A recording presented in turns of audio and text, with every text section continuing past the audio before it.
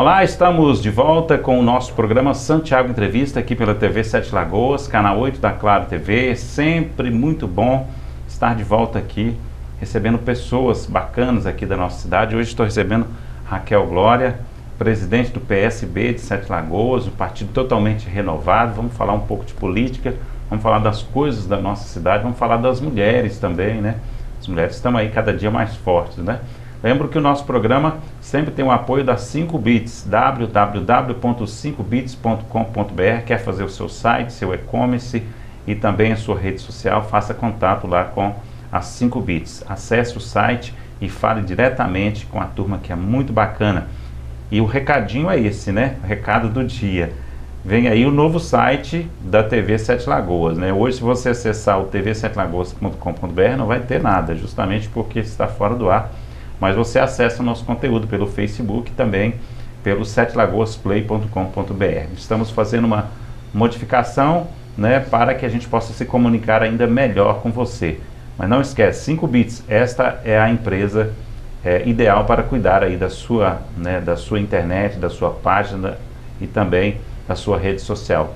Raquel Glória, estou ouvindo muito falar de você, está movimentando muito. Que bom! Né? Que bom, hein? Prazer te receber de volta. Obrigada, Santiago. Mais uma vez eu estou aqui conversando com você. É um prazer enorme estar aqui falando contigo.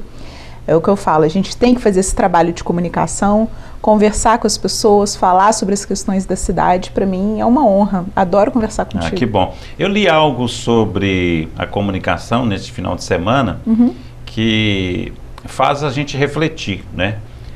Que hoje as pessoas precisam aprender a ter um filtro muito bom. Por quê?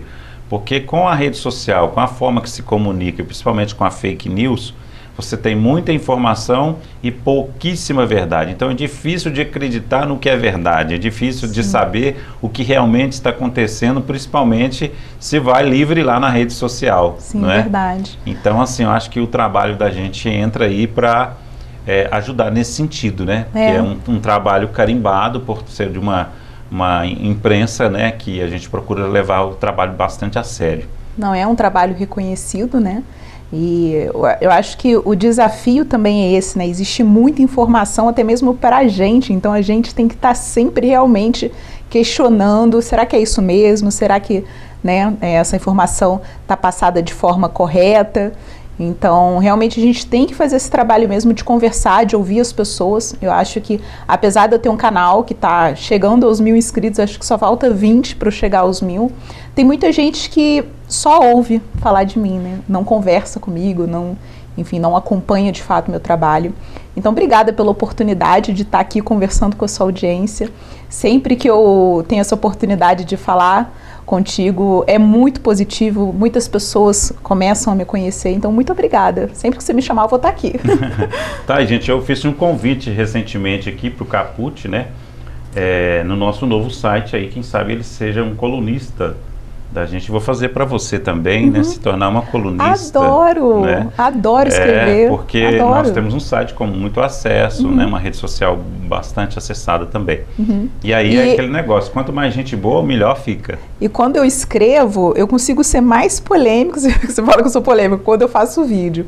Eu adoro escrever, só que eu não tenho escrito muito normalmente, porque senão fica aquela coisa de texto de Facebook e tudo mais. Então, aceito o convite, sim, depois a gente conversa com mais calma para acertar isso. A gente também tem que pensar sobre essa questão da escrita, né? O Fantástico até mostrou ontem uma matéria sobre os sites que estão escrevendo tudo agora, então até isso você tem que tomar cuidado agora. Às vezes está lendo um texto que foi a IA que escreveu e não foi um ser humano, né?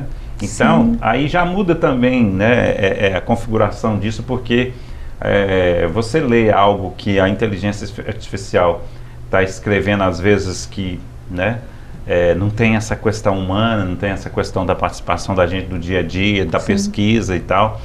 Eu não sei se isso vai ser muito legal para a gente também, né? Eu já fiz alguns testes, né?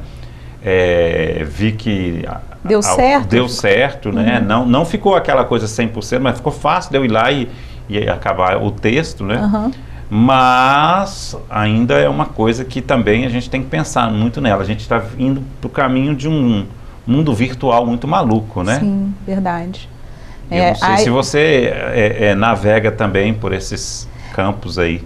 Eu tenho cada vez mais, né, estudado sobre essa questão da comunicação. Eu cheguei até a fazer um curso na UF é a Universidade Federal Fluminense, que se chama Estudos de Mídia. Eu tive 2 períodos apenas, porque nesse momento eu estava fazendo uma outra faculdade na UERJ, que é a Universidade do Estado do Rio de Janeiro. Uma fica em Niterói, a outra fica no Rio, né? Então eu não dei conta de fazer as duas ao mesmo tempo, eu acabei optando por seguir o curso na UERJ. Eu aprendi muita coisa nesse período que eu estava na UF, sabe? A comunicação, ela é fundamental, inclusive, para o processo democrático, né? Para nossa construção política, do que a gente, enfim, pensa sobre a sociedade, sobre como as coisas devem ser feitas. Então, uma comunicação responsável, ela é fundamental. Me preocupa muito isso de robô fazendo, né? Uhum. É difícil até vai responsabilizar quem, se é um robô que fez, né? Então...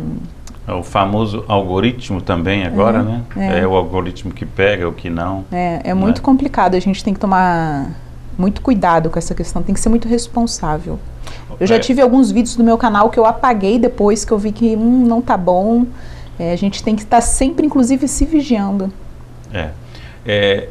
Você parece que está entre as pessoas que não foi 100% afetada pela pandemia. Eu digo-se de passagem aí, um comparativo, uhum, né, com a sua atuação, principalmente política, uhum, porque você participou ativamente das últimas eleições, né? Estava no meio da pandemia, depois uhum, continuou a pandemia, mas aí o que acontece? Você assume a presidência do partido, uhum, e parece que não parou hora nenhuma. Estou certo disso? Nenhuma, momento nenhum. Desde que eu me coloquei como pré-candidata à prefeitura, e foi algo que eu sempre tive muito claro para mim. Eu faço política há mais de 15 anos, mas nos bastidores, né? Eu gosto muito de bastidor, de conversar com as pessoas, de tentar encontrar soluções, acordos, né? De tentar, enfim, fazer esse trabalho de bastidor para que as coisas funcionem, para que as coisas deem certo. Inclusive agora mesmo, hoje de manhã, eu estava lá na Câmara Municipal conversando com alguns vereadores sobre uma proposição, mas depois a gente pode falar sobre isso. Então, quando eu tomei a decisão de sair do bastidor e ir para a linha de frente, eu sabia que esse trabalho não poderia parar, que não poderia ser algo que iria acabar ali. Eu estava assumindo um compromisso não só com as pessoas que poderiam vir a votar em mim, caso eu viesse, eu estava assumindo um compromisso com as pessoas que defenderam meu nome dentro do meu partido. Então, é um trabalho que eu amo fazer, é um trabalho que cada vez mais eu percebo a necessidade de fazer esse trabalho, ainda mais aqui em Sete Lagoas. Então é isso, assim, sempre com muito gás, com muita disposição. É muito engraçado, eu tenho um colega que ele fala: Raquel, quando eu penso que você parou, você volta com uma ideia de atuação, com uma ideia. Na verdade, você estava ali parada pensando num projeto, era isso que você estava fazendo. E é basicamente isso, assim, todo o meu calendário semanal eu divido direitinho o dia que eu dedico ao partido, o dia que eu dedico à política local, os dias que eu dedico ao meu trabalho. Eu sou professora universitária, os dias que eu dedico ao meu canal. Então eu tenho feito realmente muita coisa, eu não tenho parado. E nada disso me cansa, porque isso me alimenta, na verdade. Uhum. Eu gosto muito de trabalhar a política, de conversar com os outros, de tentar encontrar soluções, de aprender com as pessoas e de ensinar também, porque é sempre um trabalho de troca. Então, é isso, eu não parei, eu fiz diversos projetos, entrei em diversas... eu fiz e entrei em diversos projetos, né? E é isso que... Isso tá dando resultado de alguma forma, entendeu? Agora, comparando-se ao trabalho que você faz com as mulheres, né, que uhum, também é muito importante esse empoderamento uhum, feminino, uhum, você acha que você pode se tornar uma referência na política feminina local? Você pode também, através desse trabalho político, trazer mais mulheres, conscientizar mais mulheres politicamente? Como é que você pensa isso? O meu trabalho, eu trabalho com essa questão feminina no ponto de vista que eu sou uma mulher na política, né? Eu defendo os direitos das mulheres, eu acho que o feminismo é uma luta super importante, mas essa não é a minha pauta realmente de atuação, né? E minha pauta de atuação de fato a cidade e a região, são as pessoas da cidade e da região e as mulheres também que vivem nisso. Eu acho que talvez se eu vier, se as pessoas, enfim, começarem a me entender dessa forma como uma liderança feminina, é por conta desse trabalho, né? Mas de fato existem outros grupos na cidade que fazem essa luta cotidiana em relação aos direitos das mulheres. O Várias Marias é um grande exemplo disso. Eu acho que de fato elas são pessoas que estão pontuando isso diariamente. Eu tenho algumas divergências em relação às práticas, às táticas, não só do Várias Marias, mas do movimento feminista como um todo, né? E quando a gente fala movimento feminista, parece que é uma coisa só, mas enfim, existem diversas vertentes. Mas não é algo que eu tenho 15 anos desde quando eu descobri a existência do feminismo, né? Então eu falo que eu tenho 15 anos, já vi de tudo, né? Já passei por todas as fases. Hoje eu luto pelo direito das mulheres, mas de forma mais ampla, né?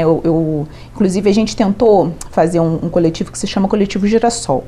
E quando a gente tentou fazer esse coletivo, foi no meio da campanha. A gente tinha um objetivo muito simples, né? De ir nos bairros, conversar com as mulheres desses bairros e tentar entender quais eram as necessidades práticas delas ali, né? Se tinha escola, se tinha creche, se tinha segurança, se, enfim, o bairro era iluminado, se elas tinham segurança, né? Era mais nesse sentido. Só que no período né? Teve aquela coisa da campanha, né? A campanha acabou e aí só nisso da campanha acabar já houve uma debandada, entendeu? Foi momento de pandemia, então como é que a gente ia conversar, né? Então acabou que esse coletivo ele deu uma esfriada, né? Mas a gente sempre pensa em retornar. Agora tem pessoas que estão mais livres, vamos dizer assim, para voltar com essa ideia desse coletivo. Mas de fato a minha luta aqui é uma luta observando mais o povo da cidade como um todo, né? Os trabalhadores, as trabalhadoras, as crianças, os jovens, né? A realidade do cidadão e da cidadã sete-lagoana, né?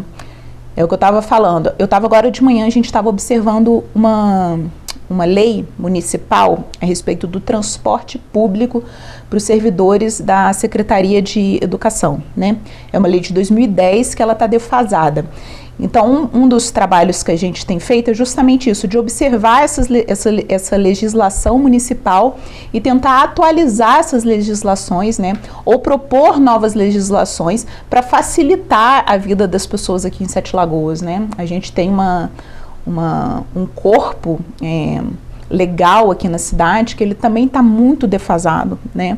Não só está defasado, como às vezes também ele pode ser bastante desigual e gerar bastante problemas, né, para as pessoas.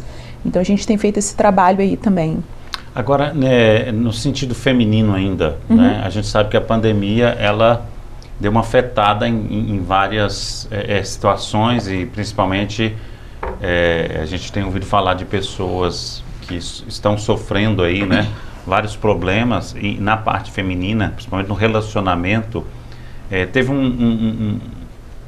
uma coisa assim que eu acho que foi positiva, né? Que surgiram novos canais, novas formas de as pessoas pedirem ajuda, né? Você está acompanhando isso? Você acha que a pandemia ela serve como um marco também para isso, para que as mulheres, né, possam vir a público, possam pedir ajuda, possam dar um jeito de sair daquela situação difícil que ela está vivendo, né? Às vezes até com agressão, né? Às vezes com uma situação difícil até dentro de uma família, de um casamento. Você tem acompanhado isso aqui na cidade? Santiago, a gente, no momento de pandemia, as pessoas foram para casa, né? E quando você olha as estatísticas, o local onde as mulheres mais sofrem violência é justamente dentro de casa, né? Ali na família, com os maridos, às vezes com os filhos, né? Então, esse período de pandemia realmente houve, né, um aumento muito grande na violência doméstica, né? Cada vez mais se tem aumentado, não só porque não porque a violência de fato tem aumentado, mas porque está existindo toda uma discussão, né, uma conscientização, e as mulheres estão cada vez denunciando mais, né?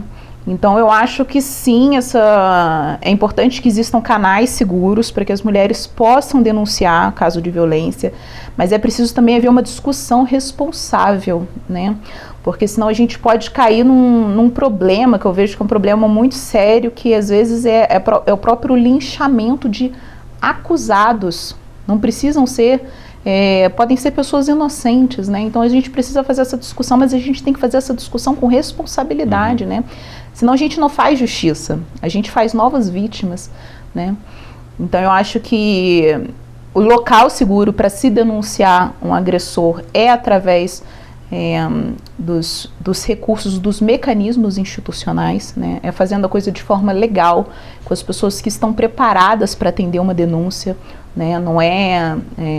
É porque também a gente pode considerar que às vezes pode não ser um caso de justiça, mas sim um caso de saúde pública, né?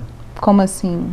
Porque as pessoas estão todas vulneráveis, cada dia pior, cada dia mais pobre, cada dia com mais dificuldade. Sim. Né? Falta isso recurso, se reflete dentro de casa. Né? E aí reflete dentro de casa e as pessoas se explodem. Sim, é verdade. As pessoas, elas precisam... O Estado, né? O Estado, ele precisa entrar na casa das pessoas e as pessoas precisam sair de casa e chegar até o Estado. Eu acho que só dessa forma que a gente consegue reduzir esses índices, né, de violência contra a mulher. Então a gente precisa realmente de um Estado, e quando eu falo Estado, eu estou falando mesmo as instituições do Estado, não só a prefeitura, mas também as instituições de justiça, o legislativo, precisa estar dentro da residência das pessoas, né, ver quais são os problemas e tentar encontrar soluções, encontrar mecanismos que facilitem essas pessoas que estão sofrendo violência. E aí não é nem só mulher, às vezes idosos, às vezes pessoas com deficiência, né? Essas pessoas que estão mais vulneráveis ali, que estão dentro de casa e que por algum motivo não conseguem ter facilidade de sair dessa casa. O Estado, ele precisa chegar até essas pessoas e essas pessoas precisam ter condições de chegar até o Estado, entendeu? Agora eu vou te falar sobre um tema atual, né? Como é que você vê, porque tem às vezes umas coisas que acontecem que a gente não entende muito, né? Eu vou falar da Angela Merkel. Ela foi uma liderança inquestionável durante anos e anos, né? A chanceler alemã, é isso? Uhum. E agora na eleição parece que ela vai e o partido dela perde, né? Uhum. Como que uma pessoa que lidera tanto tempo, com tanto sucesso, é falada internacionalmente como um exemplo e perde uma eleição? Coisas da política, né? Coisas da política, né? Como é que você vê isso, né? Existe uma tática política que é muito comum. E essa tática, inclusive, foi ensinada por um grande teórico político chamado Nicolau Maquiavel, que é a tática de se inventar um inimigo, ou de se encontrar esse inimigo, né? Então você inventa um inimigo, diz para as pessoas que esse inimigo existe e que você é a única solução para deter esse grande perigo, né? Então vamos inventar o perigo do comunismo. A gente inventa que existe um perigo do comunismo. A União Soviética já acabou, acho que acabou há muito tempo, né? A gente inventa um perigo do comunismo. Enfim, é um problema muito grande e eu sou o grande salvador para acabar com esse perigo, né? E aí as pessoas, elas, quando não têm informação, quando elas, e aí a questão da informação, né, da comunicação, elas ficam com medo desse perigo e votam naquele, né, apoiam aquele que pode ser o salvador. A Angela Merkel, ela abriu muito a fronteira, né, para os refugiados, né? Isso não foi bem visto por muitas pessoas da comunidade alemã, né? Então eu acho que, enfim, foi inventado um perigo e ela não soube talvez lidar com isso, e a partir desse momento, por conta disso, ela acaba perdendo apoio. Um ato humanístico que se torna um problema político para ela. Né? A gente sabe que você é bastante atuante, né? E está sempre até colocando a sua visão na internet, com os vídeos que você faz, com os textos. Como é que você vê a nossa situação política nacional, né? Porque a gente teve aí, desde aquele 7 de setembro, um show, né? Cada final de semana a gente tem um show diferente. Como é que você tem visto a política brasileira? Eu vejo com preocupação, não no sentido que eu acho que o governo federal, ele tem capacidade política, e aí quando eu falo capacidade política, de articulação com todas as instituições e setores necessários para instituir um golpe de Estado ou algo nesse sentido. Eu acho que não tem capacidade para isso. Eu acho que o perigo não está nisso. Eu acho que o perigo está numa radicalização do próprio eleitorado, né? numa falta de possibilidade de diálogo, né? Eu acho que o perigo está nesse comportamento radicalizado, nesse comportamento de ódio, tá? Eu acho que isso não contribui para a política. Por exemplo, eu não gosto do governo Bolsonaro. E aí, por conta disso, muitas pessoas não param para me ouvir, inclusive quando eu estou falando sobre questões aqui municipais, né? Essa radicalização não contribui, enfim, para o crescimento. Na verdade, né? Hoje, se você, dependendo da pessoa, você não pode discutir política, né? Não pode. Começa a virar uma agressão moral, né? Então você não vale nada, você é um cara que não tem caráter, né? Eu tenho diversas críticas ao governo Bolsonaro. Eu acho que acertou em alguns pontos, mas eu acho que está errando em pontos fundamentais, né? E aí, por conta disso, eu já não sou tolerada, né? Eu tenho propostas para a cidade, eu tenho propostas para a região, tá?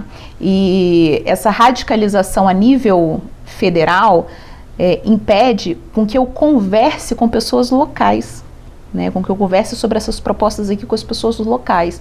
Isso é o perigo. Isso é o perigo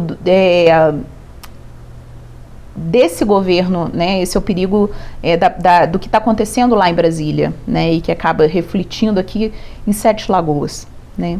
Eu não acho que o governo Bolsonaro tem condições políticas para acabar com o Supremo, para fechar o Congresso, não tem condições políticas para isso. Então eu até acho engraçado, né? Eu acho que quando a esquerda, os setores progressistas e até a parte da direita, que é favorável ao governo Bolsonaro, se coloca com medo de que isso aconteça, na verdade só está inventando um inimigo que não tem realmente capacidade para isso. Acho que é colocar muito mais força em quem, na verdade, cada vez mais, cada dia mais perde força politicamente. Entendeu? Eu vendo você falar e passou um filme na minha cabeça aqui. Eu vou convidar você, telespectador, independente da sua preferência política, a raciocinar sobre algumas palavras que a gente comentou aqui e elas têm, né, se reverberado aí nos últimos tempos, né? Por exemplo, a palavra fake news, muito forte, né? A palavra direita, esquerda, a palavra comunismo. Comunismo. Então, assim, você vê que a gente não falava muito sobre isso, né? Por mais que as coisas acontecessem, que seja no governo de direita ou de esquerda, as coisas fluíam naturalmente e as pessoas conviviam naturalmente com seus diálogos políticos, né? Hoje tem uma dificuldade, né? Você, dependendo de quem você conversa, você passa mal, você se sente mal, né? Eu, por exemplo, tenho me postado muito na frente das pessoas que eu não sou lulista e não sou bolsonarista, eu sou um cidadão, né? Você já viu uma brincadeira que as meninas estão fazendo aí no TikTok, que é eu não sou lulista nem bolsonarista, eu sou uma gostosa. Grande gostosa. Né?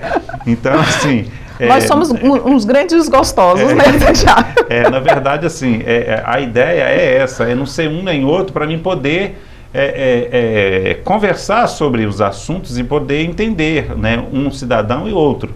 Poder ouvir os dois, ser né, um intermediário ali. Só que às vezes, dependendo da discussão, você passa mal, porque a pessoa te agride. Quando você fala que você não é daquela linha, você é agredido. Não, e quando você fala também. É o radicalismo, eu não acho que existe um problema de você apoiar um ou outro, né?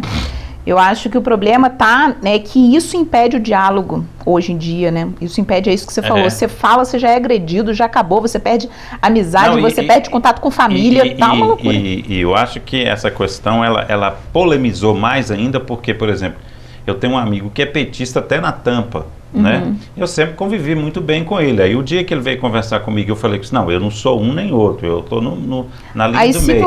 Aí ele falou assim, você é um baita de um coxinha, você é isso, você é aquilo. Quer dizer, ele se radicalizou como ele nunca tinha feito. Por quê? Porque agora existe um radicalismo, né? Sim. Não, e é isso. E se você fala isso para alguém que é bolsonarista, ele vai falar que você é comunista. Porque, né? Então, não, já fui chamado. Não, você é comunista. Então é muito E, complicado. verdade, o eleitorado, ele tá para os extremos, e aí foi o que eu já, inclusive, falei isso, né? Teve, acho que uma manifestação agora, depois do dia 7, lá na Avenida Paulista, que não teve nenhuma adesão. E eu falei, não existe, o eleitorado, a população tá radicalizada, foi para os extremos, tá? Então não existe nada que aglutine, que ataque um ou outro. Então essa manifestação que teve na Avenida Paulista tentou atacar Lula e Bolsonaro, né? Quem é que vai para isso? Né? É uma grande minoria das pessoas, né? Inclusive são pessoas que não querem esse debate. Pois é. Não querem essa disputa. Não querem, exatamente. Se eles não estão nem com um nem com o outro, é porque eles não querem isso. Exatamente. Então, é o que eu falo. Hoje, o eleitorado está radicalizado, não existe alternativa viável para... É o que eu falo. O que Lula ele tem muitas chances de ser eleito se Bolsonaro continuar na disputa. Né? Se Bolsonaro sair, a coisa complica. Porque aí abre espaço para um outro tipo para uma outra via. Tá? Acontece uma ruptura. Acontece uma ruptura nessa disputa aí que está polarizada. É a mesma coisa. Se Lula sair da disputa, pode ser que Bolsonaro tenha alguma chance, né? Porque eu acho que esse é o comportamento do eleitorado agora. E aí o que eu falo, a gente não pode trazer esse comportamento para a nossa realidade municipal. Existem outros atores, existem outras discussões que estão sendo feitas aqui. Né? O que está sendo discutido lá em Brasília, né, que se reflete um pouco aqui no governo do estado, até porque a gente não pode comparar, né, o estado de Minas Gerais com o município de Sete Lagoas. O estado de Minas Gerais está infinitamente mais próximo de Brasília do que de Sete Lagoas. Existe uma outra realidade política em Sete Lagoas que está muito diferente. Muito distante, né? Muito distante. O eleitorado de Sete Lagoas não tá polarizado. Né? Não existem dois polos realmente em disputa na cidade. Então, a gente está lidando com uma outra realidade. E aí, por isso que eu falo, não é que eu não gosto, não discuto temas nacionais. Eu acho que, para a nossa realidade aqui, não ajuda muito, porque a gente precisa construir em Sete Lagoas, entendeu? A gente tem problemas locais aqui, a gente tem uma realidade política local que a gente precisa olhar para essa realidade. Certo. Eu tenho observado, né, a sua atuação, você com o seu grupo de pessoas que está agora à frente do PSB, inclusive fazendo novas filiações, né, buscando encorpar o partido, e já pensando também, né, nas eleições. E queria que você falasse como é que está, o que evoluiu no partido. Santiago, a gente tem feito muitas coisas dentro do PSB, né? Quando a gente pegou o PSB, quando a nova direção assumiu o PSB, a gente tinha muito claro que o nosso objetivo era de fato olhar para Sete Lagoas e construir uma alternativa viável. A gente precisa estar em condição de disputa, né? Então a gente tem conversado com muitas pessoas, a gente tem aprendido muito com a cidade,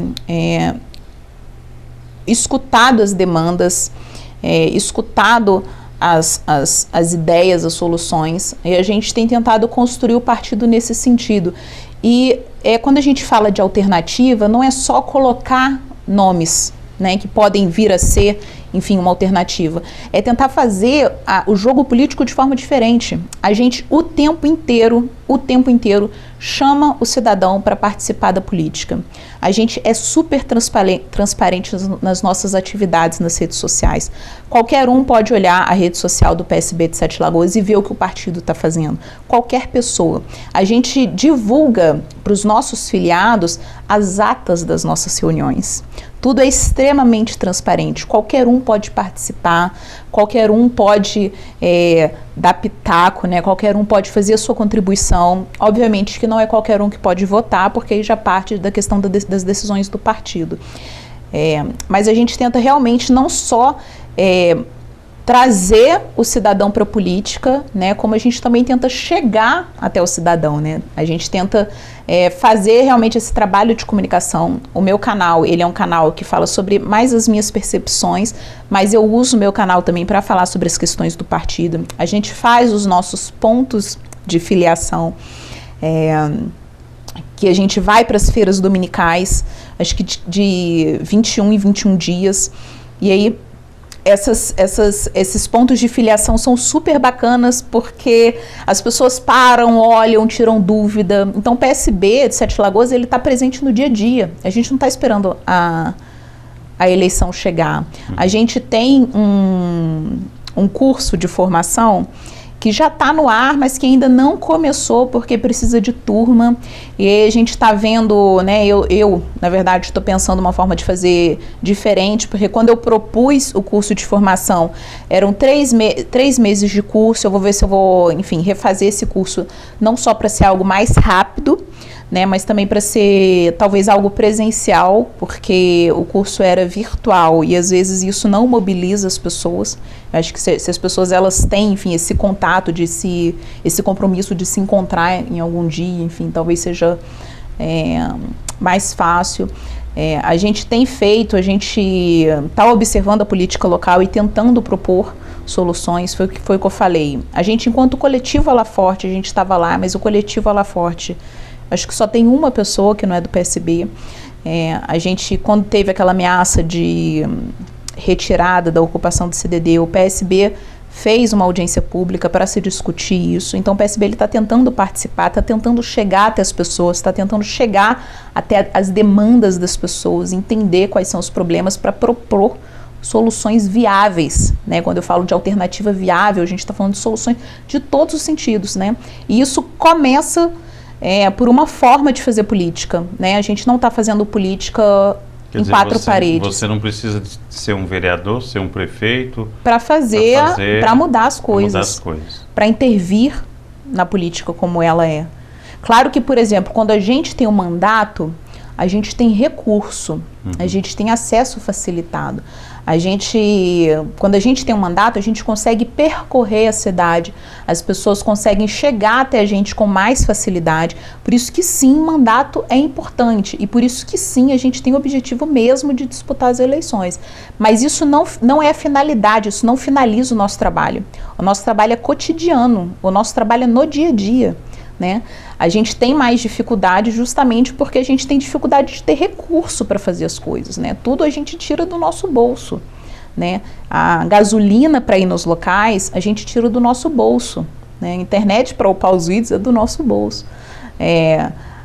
Adesivo, papel, impressão, tudo é do nosso bolso. Então, assim, com certeza um mandato iria facilitar muito o nosso trabalho. Mas isso não é o fim. O fim é a transformação não só da cidade, mas da mentalidade política de Sete Lagoas. Olha o desafio, olha o tamanho disso. E a gente tem total consciência que é complicado, mas a gente também tem total consciência que é possível ser feito. Sete Lagoas é uma cidade de 240 mil habitantes, está a 70 quilômetros de Belo Horizonte e está com uma mentalidade política que não condiz mais com as necessidades do povo sete-lagoano. Não condiz mais, e todo mundo sabe disso, Santiago. Todo mundo já entendeu que não pode ser da forma como é feita, entendeu? Então a gente está tentando ajudar a mostrar os caminhos de como isso pode ser feito. Por exemplo, esse ponto de filiação é uma ideia que eu trago do Rio de Niterói, entendeu? São pequenas atitudes que podem transformar muito a política local, coisas fáceis, coisas simples de fazer. Mas você acha que a grande transformação da cidade passaria por uma mudança na classe empresarial ou na classe política? No povo. Nas pessoas? Nas pessoas da cidade. As pessoas da cidade precisam observar a política de forma diferente. Porque, para mim, soberano é o povo. Se o povo ele vê a política de forma diferente, se o povo ele entende os caminhos, se o povo ele está esperto, está sabendo... Mas você acha que o povo está educado para isso? Então, foi que um menino me perguntou no meu último vídeo que eu coloquei no YouTube. Ele falou assim, você parte do pressuposto que todo mundo está apto para a política, né? E não é isso. Eu parto do pressuposto que todo mundo pode estar apto à política. Eu acho que a política ela é uma atividade educativa. As pessoas aprendem com a política, as pessoas compreendem a realidade que a cercam, né? Então eu acho que o trabalho, eu não acredito que está todo mundo apto. Eu acho que muitas pessoas não entendem, não estão afim, não estão interessadas. Por isso que eu falo que o trabalho é chegar até as pessoas. É colocar uma mesa debaixo de sol numa feira dominical, para que as pessoas vejam que existe possibilidade, que tem um partido que está lá num dia que não é pré-eleição, né? Para que as pessoas vejam que existe eu acho que as pessoas estão cansadas da política como ela é feita aqui. Eu concordo com você que vocês estão usando algo até exemplar para outros locais, não é?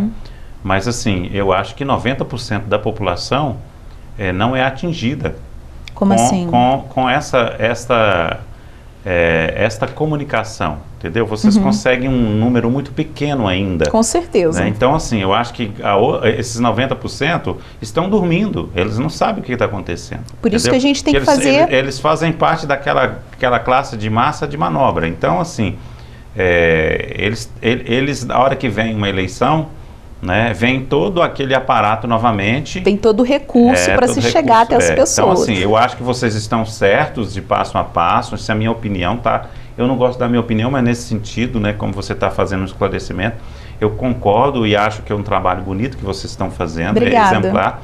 Mas, assim, a gente ainda está muito aquém de chegar lá. Sim. Né? Diga-se de passagem, por exemplo, muita gente não sabe nem que está tendo mudanças na lei eleitoral, não sabe nem como é que vai acontecer, como que vão ser as próximas candidaturas, como é que a cidade está caminhando para isso, né? Sim. Tenho certeza que você está acompanhando, que você sabe muita coisa, mas grande parte das pessoas não sabe nem que está tendo uma votação em Brasília, que toda semana tem uma novidade e tal. Né? E é por isso que eu estou aqui. É por isso que eu estou aqui, porque a gente precisa conversar com as pessoas. E aí, de formiguinha em formiguinha, enfim, as pessoas podem... E não é só... eu não só converso contigo e com as pessoas que estão assistindo. Eu converso com os atores políticos da cidade. A gente troca ideia. Eu falo, olha, assim não dá certo. A gente precisa mudar, né? Então, assim, o trabalho de convencimento eu falo que o fundamental é o povo. Mas o trabalho de convencimento é feito com todo mundo, né? O trabalho de trocar ideias, de mostrar, olha, isso dá certo, é assim que funciona e tudo mais. E além disso, por mais que muitas pessoas não saibam, né? E eu concordo contigo, falta muito pra gente. Sete Lagoas é uma cidade... Eu quero te interromper aqui, eu não gosto de fazer isso, as pessoas criticam quando eu interrompo. Eu entendo isso, mas só que assim, você sabe o sentido da palavra coronelismo. Sei. Né? E aí, assim, a gente ouve falar muito de renovação, que na última eleição a gente teria uma renovação, e hoje o que eu estou escutando é que não se renovou tanto porque várias pessoas assumiram o poder como com ações piores do que coronéis que a gente tinha antes. Então, quer dizer, tudo travou-se ainda mais, de forma que a gente tem muita gente olhando para o seu umbigo e só, entendeu? Fazendo com que as coisas aconteçam, e aí tem tudo aquele movimento, como é que eu posso dizer, né? Agora vai para cá, agora vai para lá, é tudo em conjunto, né? Oh, não, agora não vai, agora fica. Então, quer dizer, há um controle geral sobre, né, a situação. Por isso que, às vezes, quando se fala assim, não, mas a coisa não anda mesmo e não vai andar, entendeu? Né? Então, assim, a gente tem ainda que melhorar muito, né? Quando a gente vê que a cidade, sempre quando ela é comparada... Eu estive aqui entrevistando o atual presidente do OBS, ele fez uma comparação para mim de Sete Lagoas com outras cidades, que eu fiquei muito triste, né? Não, eu viajei muito por várias cidades e tal. Eu moro em Sete Lagoas porque eu amo muito a cidade, sou daqui e tal, mas você compara com essa. E ele deu exemplo, né? Então, assim, eu acho que a gente precisa muito desse trabalho que você está fazendo. Obrigada, né? Santiago. Porque a gente tem que modificar a nossa política. Né? Eu sei muito bem quais são os desafios. Eu sei muito bem quais são... e como, por exemplo, eu tô aqui em Sete Lagoas, eu já morei aqui quando eu era mais jovem, fui estudar no Rio de Janeiro e voltei para cá. Eu tô aqui há 2 anos, tá? E nesses 2 anos, eu já fiz muita coisa politicamente. Então, eu sei o que eu tô fazendo, eu sei o caminho que eu tô percorrendo, eu sei quais são os desafios, né? Então, pode parecer que o que eu tô falando seja utópico, né, que eu estou sonhando. Não, eu não estou. Eu estou sendo muito prática, eu estou sendo realista, eu sei o que precisa ser feito, eu sei quais são os desafios, né? Mas precisa ser feito, Santiago, tem que ser feito. As coisas, muitas coisas que acontecem em Sete Lagoas não deveriam estar acontecendo. Talvez pudesse ser plausível quando Sete Lagoas, sei lá, tinha 10 mil habitantes. A política, ela precisa mudar conforme as necessidades reais da cidade, né? Então eu vejo que a política, ela aqui em Sete Lagoas, ela parou no período dos coronéis, da República Velha, sabe? Uma coisa assim, entendeu? Então assim, a gente precisa evoluir e não tem como evoluir se não tiver alternativa, se não tiver gente pensando diferente, se não tiver gente disputando o poder aqui em Sete Lagoas, entendeu? Eu respeito muito as pessoas que construíram e que estão construindo Sete Lagoas agora. Eu acredito no trabalho dessas pessoas e na vontade dessas pessoas. Eu confio muito não só no povo trabalhador, eu estou falando dos políticos também. Eu estava conversando com um vereador que é da base do prefeito. Todo mundo sabe que eu sou oposição ao governo do Duílio. Só que eu acredito, inclusive, no trabalho dele, nas intenções que ele tem. Eu acho que existe uma prática, uma cultura, né, uma forma de se fazer política que não só é danosa, como não é compatível com a realidade que a gente tem hoje. Eu acho que Sete Lagoas avança muito mais se a gente começar a pensar diferente. E avança muito mais em todos os sentidos, né? A gente não consegue propor nada diferente em Sete Lagoas. É o que eu estava falando. O prefeito ele fez a campanha em cima de tapa-buraco. O nome já diz, isso é tapar-buraco.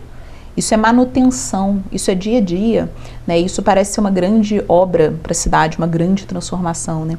Então a gente precisa realmente pensar no potencial que Sete Lagoas tem, compreende? Na verdade, e precisa falar, precisa pensar, precisa sentar. Você vai ver que o prefeito assumiu a prefeitura dentro de uma situação difícil, né? De uma desistência do atual prefeito. Aí ele entra com uma situação mais difícil ainda, que é corrigir a situação crítica que a cidade estava, né? Aí depois vem uma pandemia, vem uma confusão toda, depois ele é reeleito dentro de uma pandemia com a situação em recuperação. Na verdade, assim, nós temos realmente uma situação crítica, né? Então, eu não sei se os atos estão corretos ou não, mas a cidade, ela já era, né? Ela já vinha caindo, né? Sete Lagoas chegou num ponto onde que os empresários todos queriam vir para cá, queriam se estabelecer aqui. Aí de repente parece que derrubaram o nome de Sete Lagoas, né? A cidade, né, vira uma realidade diferente, né? Com o prefeito sendo caçado, com aquela confusão, com aquela briga de política, com um prefeito que pensa uma coisa e um deputado que é para outro lado. Não há uma união política, né? E agora você olha para frente vendo uma eleição e você imaginando que nós podemos ter aí uns 30, 40 candidatos, né? Santiago, eu penso... A gente tem, né, tem assim, muito a discutir sobre a cidade. Santiago, eu penso um pouco diferente, tá? Eu entendo quando você disse que não há uma união, mas eu acho que essa união, essa falta de união se dá por conta de disputa realmente de poder. Mas eu acho que os atores, esses atores políticos, eles são muito parecidos. Eles pensam e agem de forma muito semelhante. Então, acho que quando eu falo que não existe disputa política na cidade, é porque as duas grandes figuras, elas estão pensando e agindo de forma muito semelhante. Para mim, disputa é quando existe realmente não é questão de nome, é uma forma diferente, né? Uma forma de agir, de pensar e de propor, né, política para a cidade. Então eu acho que Sete Lagoas não está polarizado, eu acho que Sete Lagoas não está... Acho que Sete Lagoas tem os mesmos atores, que têm o mesmo senso de política, de fazer, de agir, que estão ali disputando o posto de poder, mas quando chega lá, são 30 anos de mesmo tipo de gestão, entendeu? Então eu não acho que está polarizado. Como é que você está vendo a próxima eleição? Eu acho que é isso, eu acho que existem dois grupos fortes, existem outros grupos que fazem política na cidade, mas existem dois grupos fortes que estão tentando minar a possibilidade de candidatura de outros candidatos para não dar opção de voto para o eleitorado. E eu acho isso, eu acho que é natural, eu acho que é bacana quando existem lideranças fortes em Sete Lagoas, lideranças que aglutinam candidaturas, que são respeitadas, inclusive, por outras lideranças, e aí essas lideranças se colocam como nomes naturais, né? Agora, quando você monta uma estratégia política, você senta os representantes dos partidos, né, num restaurante e faz um acordão para limitar a capacidade de voto do eleitorado, que eu chamo isso de acordão, eu acho negativo, tá? Primeiro ponto, o eleitor de Sete Lagoas, se não vê representante, se não vê possibilidade de voto, não vai votar em candidato de Sete Lagoas. Vai votar em candidato ideológico ou de categoria que tem um trabalho, enfim, maior aqui em Minas Gerais, né? Segundo ponto, eu acho que isso é uma forma preguiçosa de fazer política, né? Você quer que o eleitorado vote em você porque ele não vai ter opção, né? Ele, se eu vou... E é muito louco isso, né? Porque todos os políticos que falam isso, tem que ter pouco candidato, contanto que eu seja um desses poucos candidatos. Se eu for um desses poucos candidatos, tudo bem ter pouco candidato, né? Então, eu acho que tem que dar... É que nem aquela teoria do livre mercado, né? É como se, por exemplo, você é um fabricante de arroz, tá? Você é o único fabricante de arroz da cidade, né? E aí você fala, não coloca outro fabricante de arroz aqui, porque eu sei que o meu arroz é ruim. E se eu tiver concorrente, eu vou falir, né? Então, essa postura política é a mesma. Eu sei que meu trabalho político é ruim. Eu sei que meu trabalho político não chega nas pessoas, então eu não posso colocar concorrente aqui. As pessoas vão cortar essa parte para usar contra mim, mas enfim. Então, é essa a estratégia. Tá? Então eu acho que não, eu acho que tem que ter opção, inclusive para o voto do eleitorado ficar nos nomes locais, né? Tem que ter opção para as pessoas olharem e falar, essa pessoa aqui eu gosto dessa pessoa, essa pessoa combina com o que eu acredito, essa pessoa está fazendo um trabalho diferente, essa pessoa, enfim... tem um potencial. Tem um potencial, é uma pessoa daqui da cidade, pensa como eu. O eleitorado tem que ter opção, se não o voto do eleitorado vai sair. Não adianta você não dar opção para o eleitorado, não vai ser eleito se o trabalho não for bem feito. Agora, se o seu trabalho for bem feito, é um trabalho forte, é um trabalho robusto, é um trabalho que não só envolve Sete Lagoas, mas envolve outras regiões. Pode ter 50 mil concorrentes aqui, podem ter 50 mil candidatos em Sete Lagoas. Se seu trabalho for bom, você vai ser eleito, você vai ser reeleito. No Entendeu? caso, havendo a possibilidade de uma candidatura, você viria a candidata a deputada federal ou estadual? Eu não estou pensando nisso agora, tá? As conversas já foram feitas, mas não é algo que eu estou, de fato, procurando, entendeu? Existem possibilidades, tá? É isso, o objetivo da gente é colocar alternativa. Se a gente observar e ver que não tem alternativa, se existir possibilidade, o meu nome está sempre à disposição. Eu me coloco à disposição, foi o que eu falei desde o início. Eu saí do bastidor e fui para a linha de frente para tomar porrada, né, para fazer análise, né, senão a gente entra em depressão. Para tomar porrada, porque a gente está a serviço. Eu estou a serviço. Se for necessário, eu estou a serviço. Né, mas não é algo que o objetivo, enfim, a gente está observando, está conversando, está vendo as possibilidades. Mas o partido em si, ele pensa em ter um candidato?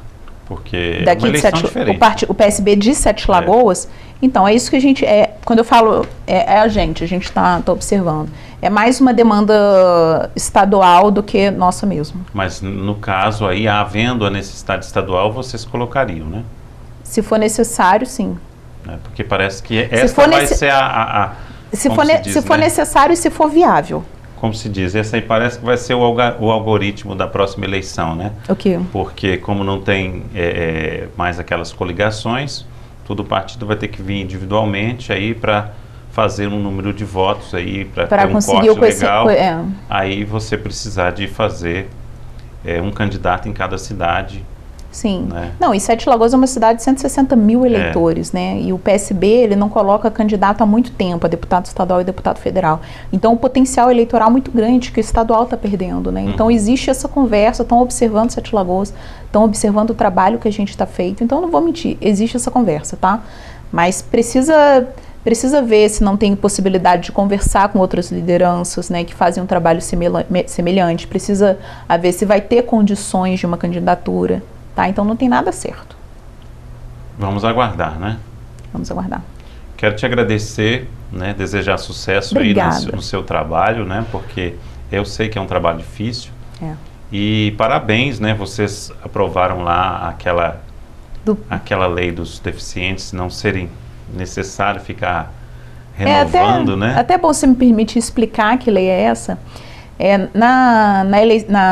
No escopo legislativo de Sete Lagoas, tinha uma lei que obrigava as pessoas com deficiência, né, que tinham deficiência permanente, a ficar comprovando essa deficiência permanente de 2 em 2 anos, se eu não me engano, né?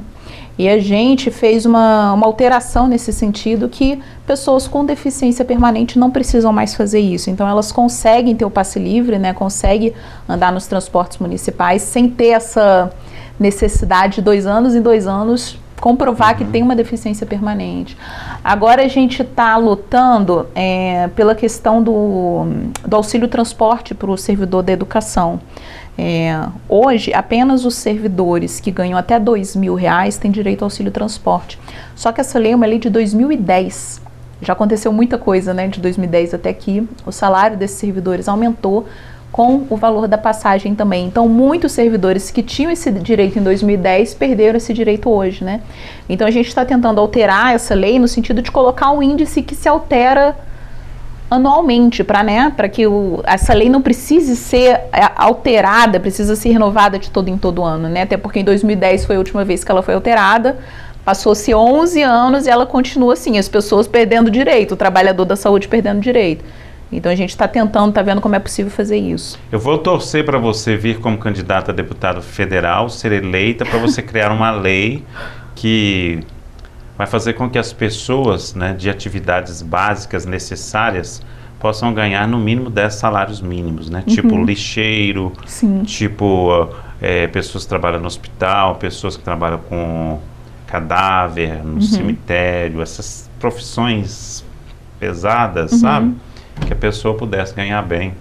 Com certeza. Seria, né?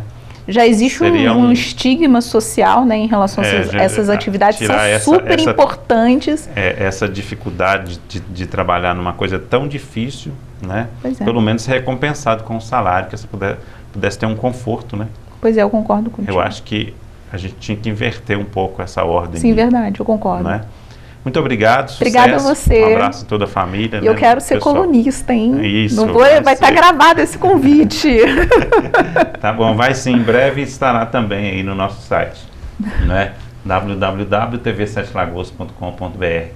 Novo site em breve. Um abraço para você e até o próximo Santiago Entrevista.